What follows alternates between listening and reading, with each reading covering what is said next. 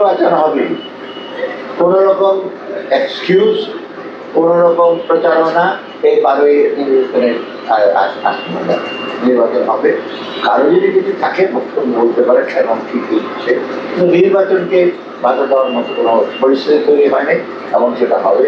এবং আমরা প্রস্তুতি তাকে দেখতে পাচ্ছি। আমি অন্যান্য ডিস্ট্রিক্টে গতকাল সিরাজগঞ্জ গিয়েছিলাম, নাটোরে গিয়েছি, কোথাও তাকে যেখানে যে নির্বাচন হবে না, তবে তো নির্বাচন থাকবে আমরা থেকে নিয়ে আসি। এবং বিশ্বে কিন্তু বাংলাদেশ সম্পর্কে অত্যন্ত ভালো একটা ইমেজ আছে, সেটা অনেকে বলেনি খারাপ লাগলে। আমি তো বিভিন্ন দেশের কথা বলতে ওরা কিন্তু তোমরা বিভিন্ন প্রতিকূলতার মধ্যে যেটা করেছ অত্যন্ত সুন্দর। তবে সামনে অনেক চ্যালেঞ্জ আছে, অস্বীকার করার উপায় নাই, কঠিন আরো পথ সামনে আছে, সেগুলো আমরা সামনে এগিয়েছি।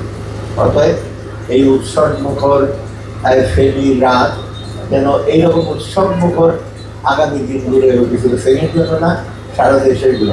আর ফেরির একটা স্পেশাল আমি বলি, আমার আব্বা আজকে বোধ হয় 1945 সালে ফেরি কলেজ ছাত্র ছিলেন, উনি মারা গেছেন। উনি আমি নবীনগরের সমাজের প্রথম শ্রেণীতে পাশ করে, খুব রেয়ার মুসলমান ছাত্রদের মধ্যে প্রথম শ্রেণীতে 1940 পাওয়া।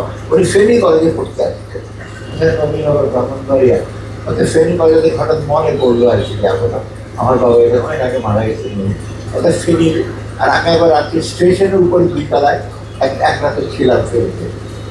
সবাই আপনারা হাওয়া করতে এবং সঠিক প্রার্থীটা নির্বাচিত করবেন এবং আপনারা উদাহরণ হয়ে থাক বাংলাদেশের জন্য।